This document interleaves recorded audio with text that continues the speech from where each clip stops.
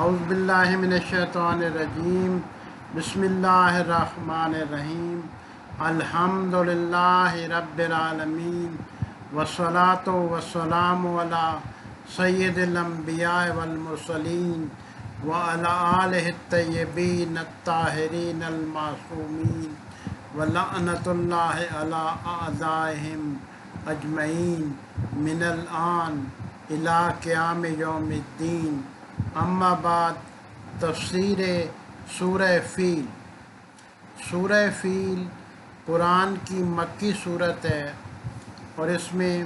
ارشاد باری تعالیٰ ہوتا ہے بسم اللہ الرحمن الرحیم الم تر کیف فعل ربک باصحاب الفیل. کیا آپ نے نہیں دیکھا کہ آپ کے رب نے ہاتھی والوں کے ساتھ کیا کیا؟ الم یجعل کیدہم فی تضلیل. کیا اس نے ان کی چال کو بے مقصد نہیں بنا دیا؟ وارسل علیہم طیرا ابابیل. اور ان پر دستے دستے گروہ گروہ پرندے بھیج دیے. ترمیہم بحجارۃ من سجیل. جو ان پر سخت مٹی کے کنکر برسا رہے تھے. فجعلہم کعصف مأکول. سو اس نے انہیں کھائے ہوئے بھوسے کی مانند کر دیا. تو اس سورہ کی جو سب سے پہلی آیت ہے وہ شروع ہوتی ہے کہ الم ترا کیف. تو الم ترا کہ کیا تم نے نہیں دیکھا، کہ یہ اشارہ ہے اس کی طرف کہ قرآن تاریخی واقعات کو کس طرح مشاہدہ کرنے کی، کس طرح مطالعہ کرنے کی دعوت دیتا ہے. کہ ایک وہ سرسری مطالعہ ہوتا ہے کہ جس میں تاریخی واقعات کی تفصیل اور تاریخی قصے کو انجوائے کرنے کے لیے یا اس سے معلومات حاصل کرنے کے لیے اس کا مطالعہ کیا جاتا ہے. قرآن کا تاریخی واقعات کا مطالعہ یا تاریخی واقعات کا حوالہ دینا اس طور پہ نہیں ہے کہ اس سے تاریخی معلومات حاصل کی جائیں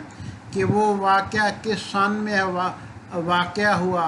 اس میں لوگوں کی تعداد کتنی تھی، یا اس میں بادشاہ کا نام کیا تھا، یا وہ جو لوگ آئے تھے کہ ان میں سے مختلف چیزیں جو تھیں وہ تاریخی اعتبار سے کیا تھیں، کہ ان کا جائے وقوع تاریخی طور پہ وہ ایگزیکٹ کہاں بنتا ہے، اور آج کے دور کے مطابق کہ وہ کس جگہ پہ وہ واقعہ عیناً رونما ہوا. تو تاریخی اعتبار سے جو چیزیں اہم ہوتی ہیں وہ قرآن کا موضوع نہیں ہے، بلکہ قرآن کا موضوع ان سے ہدایت لینا ہے، کہ قرآن کا موضوع ان سے نصیحت لینا ہے کہ نصیحت کے اعتبار سے ان واقعات میں کیا اہم نکات ہیں جو کہ انسان کی تربیت کا باعث بن سکتے ہیں، جو کہ انسانیت کی تربیت کا باعث بن سکتے ہیں، جو کہ انسانیت کی نجات کا باعث بن سکتے ہیں. سورہ فیل کا قصہ بھی اگرچہ تاریخی قصہ ہے اور قدیم عرب قصوں میں سے ایک قصہ ہے، لیکن قرآن نے اس قصے کو کہ یہ قصہ عرب کے درمیان، جاہل عربوں کے درمیان اتنا مشہور تھا کہ عرب شعراء نے بھی اس کا ذکر کیا ہے، اور عرب جو قصہ خوان تھے اور جو عرب مورخ تھے، قدیم عرب مورخ، انہوں نے بھی اپنے طور پہ اس قصے کو بیان کیا ہے. لیکن قرآن نے اس تاریخی قصے میں کہ جس میں افسانے کے طور پہ پوری کتاب یا پورا ناول لکھا جا سکتا ہے یا پوری مووی بنائی جا سکتی ہے، قرآن نے ان میں سے چند ہدایت کے نکات چند آیات کی شکل میں معجزانہ طور پہ اکٹھے کیے اور تمام آنے والی انسانی نسلوں کے لیے اس سورہ میں جو پیغام ہدایت تھا کہ اس کی اہمیت کو اجاگر کرتے ہوئے اس کو آنے والی نسلوں کے لیے آنے والے ذہنوں کے حوالے کیا، اور لفظ استعمال کیا سب سے پہلے کہ الم ترا،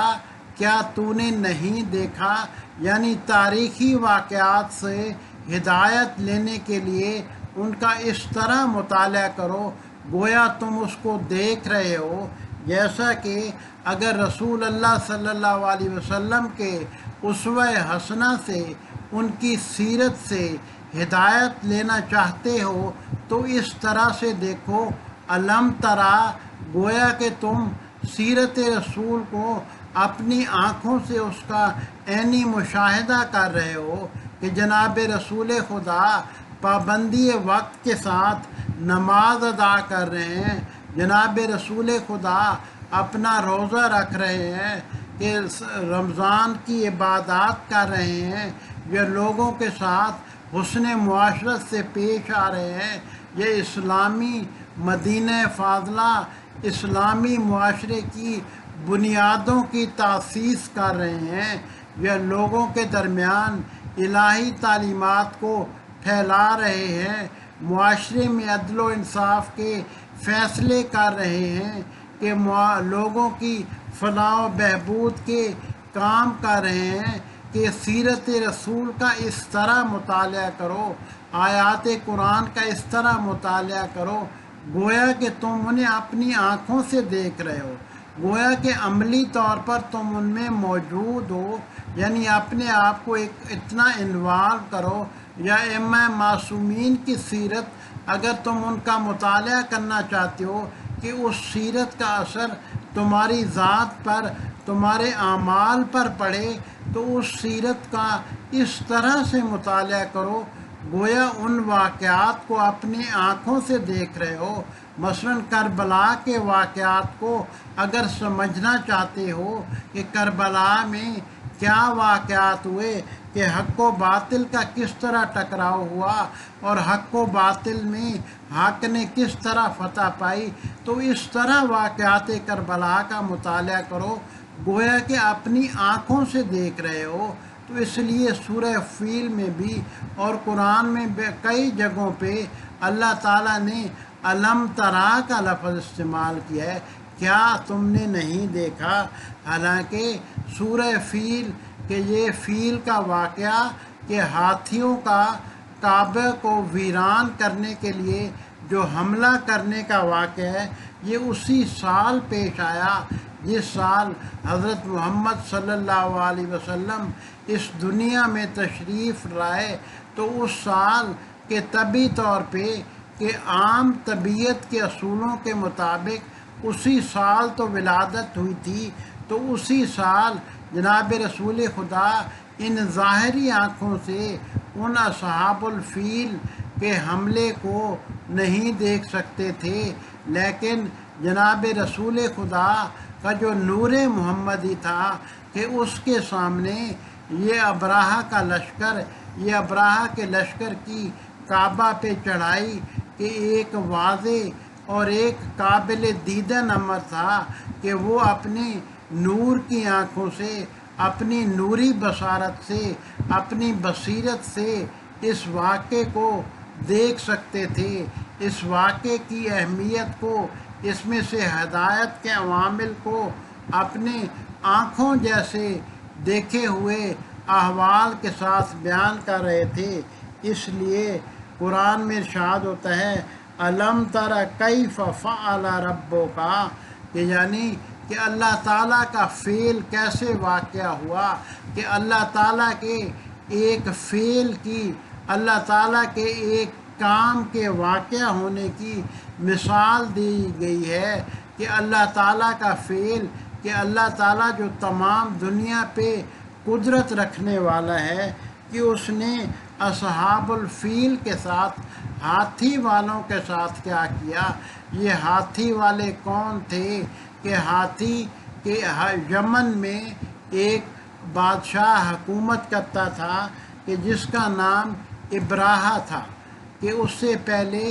نجاشی جو کہ حبشہ کا بادشاہ تھا، تو یمن کا جو بادشاہ تھا اس نے وہاں کے عیسائیوں پہ بہت ظلم کیا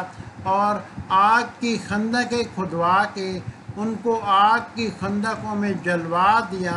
تو نجاشی جو کہ عیسائی بادشاہ تھا حبشہ کا، اور سلطنت روم کا جو عیسائی بادشاہ تھا، انہوں نے فیصلہ کیا کہ اس یمن کے بادشاہ کو شکست دے کے اس کی حکومت کو ختم کیا جائے، تاکہ اس نے جو عیسائیوں کے جو کہ اس دور میں خدا کے ماننے والے تھے، کہ ان موحدوں پر جو ظلم کیا ہے، جس کا قرآن میں بھی ذکر ہے کہ دیکھو اسباب الاخدود کے ساتھ کتنا ظلم کیا گیا، تو ان دو بادشاہوں نے اپنے لشکریوں کو حکم دیا کہ یمن کے بادشاہ کی حکومت کو ختم کیا جائے، اسے شکست دی جائے۔ تو یمن کی ہمیں ایک نئی حکومت قائم ہوئی کہ جو ابراہہ نے سنبھال لی، کہ ابراہہ یمن کا حکمران بن گیا، اور ابراہہ نے نجاشی کو خوش کرنے کے لیے اور یمن میں اپنی سلطنت کی عظمت و شکوہ اور اپنی سربلندی کو ظاہر کرنے کے لیے ایک بہت بڑا عبادت خانہ تعمیر کیا، کہ سنگ مرمر کا عبادت خانہ تعمیر کیا، اور اس کا مقصد یہ تھا کہ سارے عرب یہاں پہ آ کے اس کا طواف کیا کریں اور اس میں آ کے عبادت کیا کریں، جبکہ عرب میں عبادت کا مرکز حضرت ابراہیم خلیل اللہ کے زمانے سے کعبہ عبادت کا مرکز تھا۔ اس لیے عرب کے بکھرے ہوئے قبائل کہ جب بھی سال میں ایک دفعہ وہ کعبہ کی طرف جاتے تھے، تو کعبہ میں جا کے حضرت ابراہیم خلیل اللہ کے طریقے کے مطابق عبادت کرنے کی کوشش کرتے تھے۔ اگرچہ کچھ تعریفات بھی تھیں، لیکن مرکز عبادت خانہ کعبہ تھا۔ جبکہ ابراہہ نے چونکہ تازہ فتوحات کی تھیں، تو اس کا مقصد یہ تھا کہ یہ میرا یمن کا نیا سنگ مرمر کا بنا ہوا یہ عبادت گاہ، کہ لوگ اس کی طرف متوجہ ہوں اور اس کی طرف آئیں۔ اس نے جب لوگوں کو مجبوراً اس میں عبادت کے لیے مجبور کیا، تو بعض عربوں نے کہ کعبہ کے بارے میں غیرت کرتے ہوئے اس کے عبادت کے مرکز کو نقصان پہنچایا، اور بعض مورخوں کے نزدیک ایک عرب نے اس کے عبادت کے مرکز پر حملہ کیا، کہ جب ابراہہ کو یہ پتہ چلا کہ ایک شخص نے اس کے عبادت کے اس نئے مرکز پہ حملہ کیا ہے اور وہ کعبہ کی عبادت کا ماننے والا ہے، تو اس نے کہا کہ اس کا حل یہ ہے، اس کا انتقام میں یہ لوں گا کہ میں کعبہ کو ویران کر دوں گا۔ تو کعبہ کو ویران کرنے کے لیے اس نے ہاتھیوں پہ مشتمل اور فوجیوں پہ مشتمل ایک بہت بڑا لشکر تیار کیا، جو کہ 60,000 لشکریوں سے زیادہ اس کے فوجی تھے، اور 13 سے زیادہ یا اس سے بھی زیادہ ہاتھی تھے جو اس کے ساتھ تھے، کہ یہ ہاتھیوں کا لشکر لے کر اور اپنے فوجیوں کا لشکر لے کر کعبہ کی طرف روانہ ہوا۔ اور جب یہ کعبہ کے قریب پہنچ گیا، تو اس نے مکہ کے باہر اپنا پڑاؤ لگایا اور اپنا پیغام بھیجا کہ مکہ کے سرداروں کو میرا پیغام دو کہ وہ مکہ چھوڑ کر بھاگ جائیں، کیونکہ میرا مقصد ان کی خون ریزی کرنا نہیں ہے، بلکہ میرا مقصد اس عبادت کے مرکز کعبہ کو ویران کرنا ہے، اس کو نابود کرنا ہے، اس کو ختم کرنا ہے، کیونکہ یہ میرے جدید تعمیر کردہ اور خود ساختہ مرکز عبادت کے مقابل میں آ گیا ہے۔ اس لیے میں یہ چاہتا ہوں کہ یہ اگر نابود ہو جائے تو میرا مرکز عبادت تمام عربوں کے لیے وہ عبادت کا مرکز بن جائے گا، اور اس طرح میری شہرت بھی ہوگی اور میرے عبادت گاہ کی قائم کردہ جگہ کی شہرت بھی ہوگی۔ اس لیے آپ لوگوں میں چونکہ میرے مقابلے کی طاقت نہیں ہے کہ میرے فوجیوں کی تعداد 60,000 ہے اور میرے پاس لشکر بھی ہیں، تو آپ یہ شہر چھوڑ کر بھاگ جائیں۔ تو بہت سے سرداران قریش، بہت سے مکہ کے لوگ اس کی اس دھمکی کو سن کے مکہ کو چھوڑ کے بھاگ گئے، لیکن حضرت عبد المطلب جو کہ مکہ کے، جو کہ کعبہ کے انچارج تھے، کہ جو کہ مکہ کے سردار تھے، کہ وہ اپنی جگہ پہ قائم رہے، اور وہ اس نے ابراہہ نے پھر انہیں اپنی طرف بلا بھیجا، اور ارد گرد کے جو جانور تھے مکہ کے لوگوں کے وہ سب ضبط کر لیے۔ تو حضرت عبد المطلب جب ان کے پاس پہنچے تو اس نے کہا کہ آپ کیا بات کرنا چاہتے ہیں؟ تو حضرت عبد المطلب نے کہا کہ دیکھو، میرے 200 اونٹ آپ کے فوجیوں نے ان کو قید کر لیا ہے، ان کو پکڑ لیا ہے،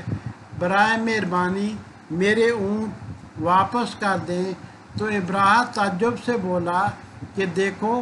تم کعبہ کے انچارج ہو، تم مکہ کے سردار ہو،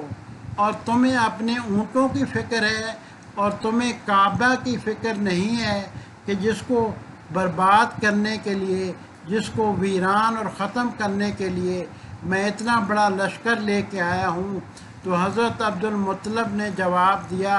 کہ دیکھو، انا رب الابل، کہ ان اونٹوں کا رب یعنی مالک میں ہوں، اور جو اس گھر کا مالک ہے وہ بھی موجود ہے۔ میں اپنے اونٹوں کی حفاظت کروں گا اور تم دیکھنا وہ اپنے گھر کی حفاظت کرے گا،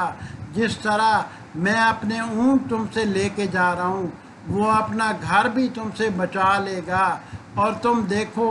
آگے کیا ہوتا ہے، کیا تم کعبے کو برباد کرتے ہو یا تم ویران ہو جاتے ہو، کہ یہ آنے والا کل کا دن بتائے گا۔ اور حضرت عبد المطلب یہ کہہ کر اپنے اونٹ لے کے واپس مکہ کی طرف روانہ ہوئے، اور جو اپنے مکہ کے ان کے قریش کے لوگ تھے کہ ان کو مختلف جنگی پوزیشنوں پہ کہ پہاڑوں میں تیروں کے ساتھ کہ وہاں پہ متعین کر کے وہاں پہ بٹھا دیا،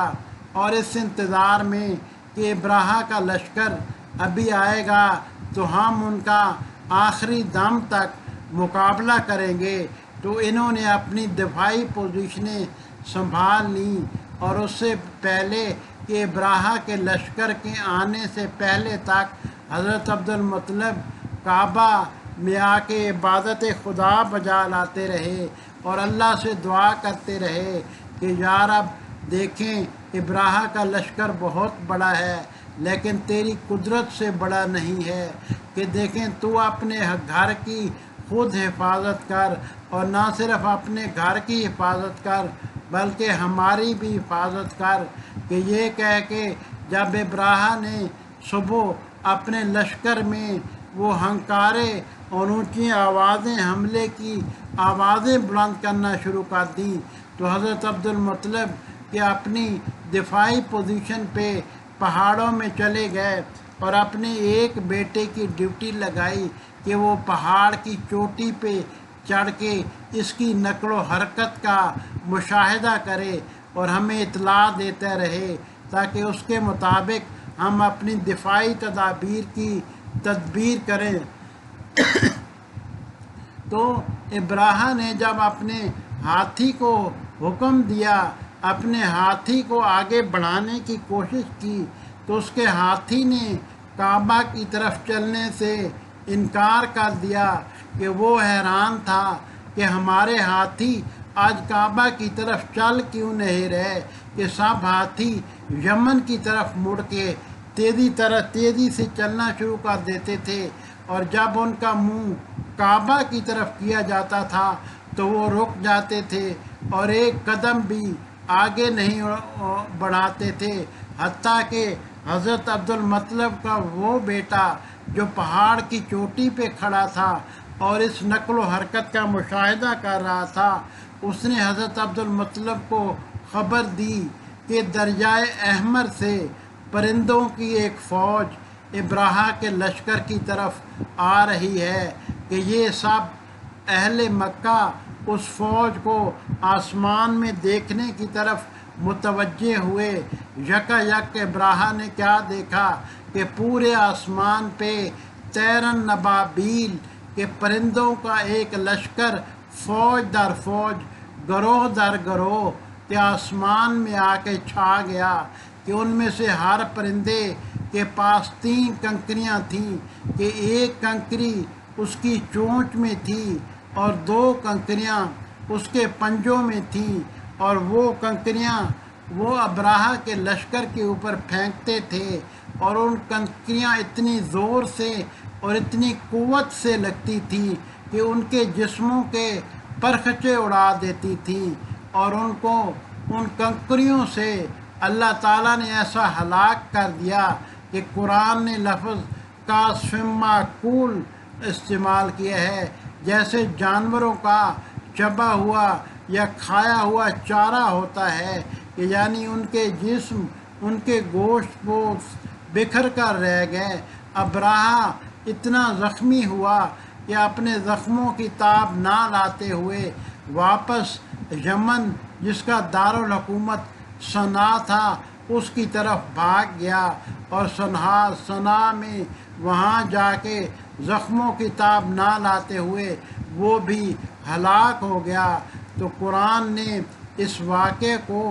عبرت انگیز واقعہ کے طور پہ وہ نقل کیا ہے، اور اللہ کی بے پناہ قدرت کے مظاہرے کے طور پہ نقل کیا ہے، اور ایک ایسا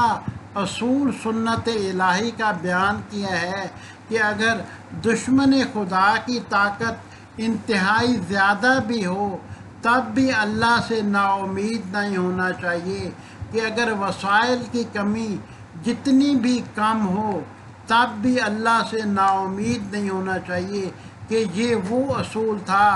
جو عام طبی زندگی میں، جو عام انسانی ذہن ان کو سمجھنے کی قدرت نہیں رکھتے تھے، کہ عام انسانی ذہن میں صرف یہی آ سکتا تھا کہ بڑی قوت کا مقابلہ صرف بڑی قوت سے کیا جا سکتا ہے، جبکہ قرآن نے اس صورت میں ایک نیا اصول، اللہ تعالیٰ کی سنتوں میں سے ایک نیا اصول انسانوں اور مسلمانوں کو روشناس کرایا، کہ اگرچہ قوت کم بھی ہو اور دشمن خدا کی قوت جتنی بھی زیادہ ہو، وہ خدا کی قوت کے مقابلے میں زیادہ نہیں ہے، کہ اللہ کی جب بر وقت مدد آتی ہے، کہ اللہ جب چاہتا ہے بڑی سی بڑی قوت کو چھوٹی سے چھوٹے وسائل سے تباہ کر سکتا ہے، کہ طیرن ابابیل کا پیغام یہی ہے کہ ابراہہ کا اتنا بڑا لشکر، 60,000 کا لشکر، جن میں ہاتھی بھی تھے، کہ جو عربوں کے پاس، مکہ والوں کے پاس کوئی ہاتھی نہیں تھا اور نہ اتنی بڑی فوج تھی، تو اس کو کہ نہ صرف لوگوں کی فوج سے بلکہ چھوٹے چھوٹے پرندوں کے ہاتھوں اور پنجوں میں کنکریوں سے اللہ تعالیٰ نے تباہ کر دیا۔ یعنی یہ اللہ تعالیٰ کی طرف سے، اس کے خزانہ نعمت سے عطا کرنے کی طرف سے، اس کی تدبیر کی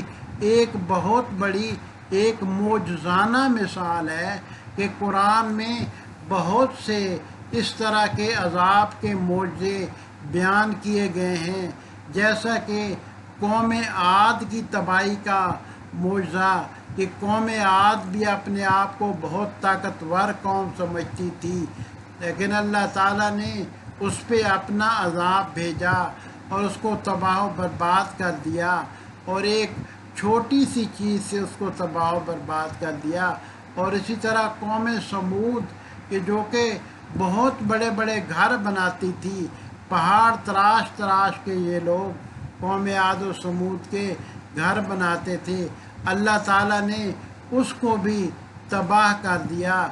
اور اسی طرح مختلف قوموں کی مثال قرآن میں موجود ہے کہ وہ لوگ جو دنیا میں کسی کو اپنا ثانی نہیں سمجھتے تھے، کہ قوت کی اپنی مادی قوت کی انتہا کو پہنچتے تھے، تو قرآن یہ پیغام دیتا ہے کہ مادی قوت کی انتہا اللہ کی قدرت بے پایہ کے مقابلے میں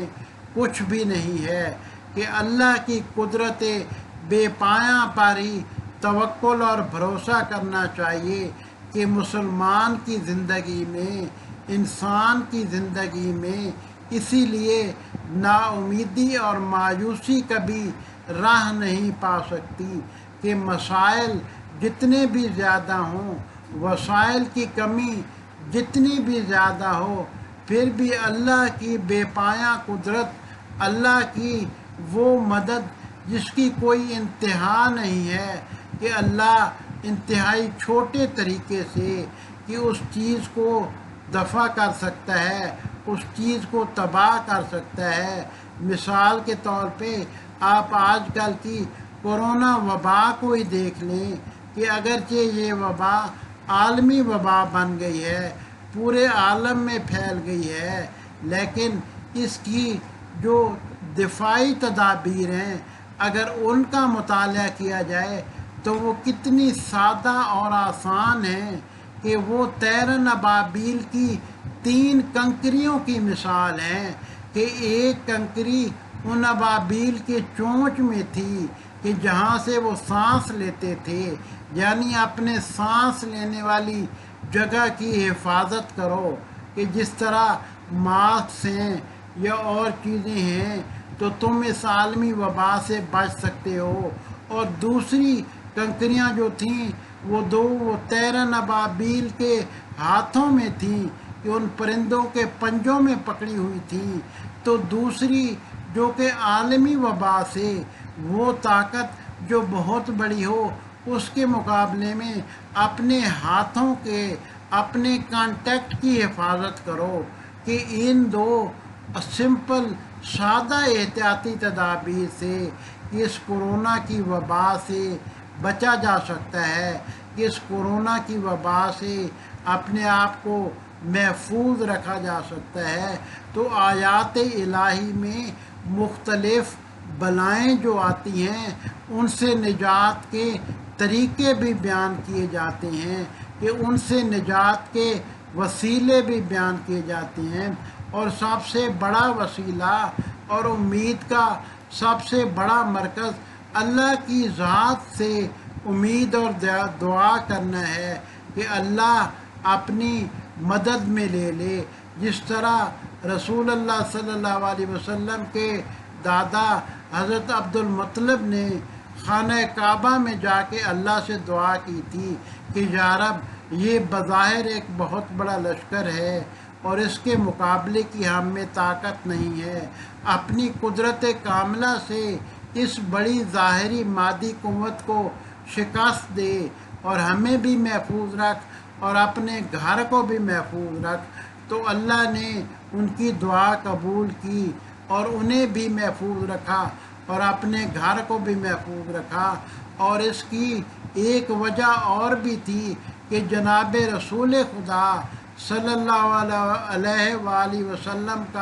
کی پیدائش بھی اسی سال میں ہوئی تھی، تو یہ جناب کے وجود مبارک کا معجزہ تھا، کہ جب کعبہ کا حقیقی وارث آ رہا تھا تو کوئی اور کعبہ پہ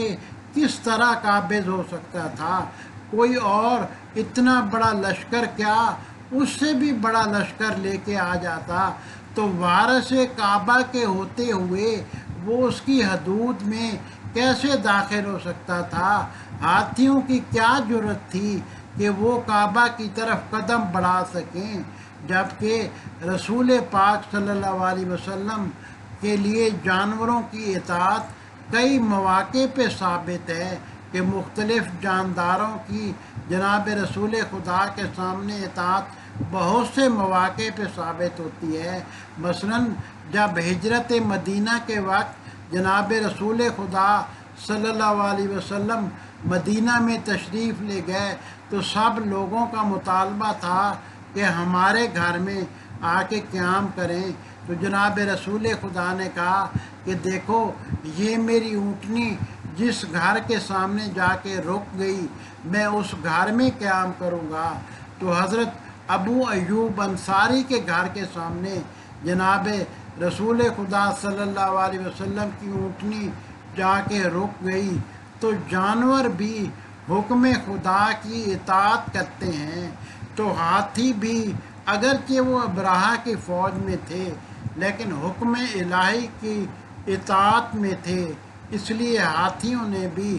احترام رسول میں اپنا قدم آگے نہیں بڑھایا کہ یہ جناب رسول خدا صلی اللہ علیہ وسلم کی جائے پیدائش ہے کہ اس سال سے ان کی فتوحات کا زمانہ شروع ہو رہا ہے، کہ یہ ابراہہ کی فتوحات کا موقع نہیں ہے، یہ محمد بن عبداللہ صلی اللہ علیہ وسلم کی فتوحات کا آغاز ہے۔ تو جو پہلی فتح جناب رسول خدا صلی اللہ علیہ وسلم کو سرزمین مکہ پہ نصیب ہوئی وہ ابراہہ کی لشکر کی شکست تھی اور کعبہ کی حفاظت تھی اور جناب رسول خدا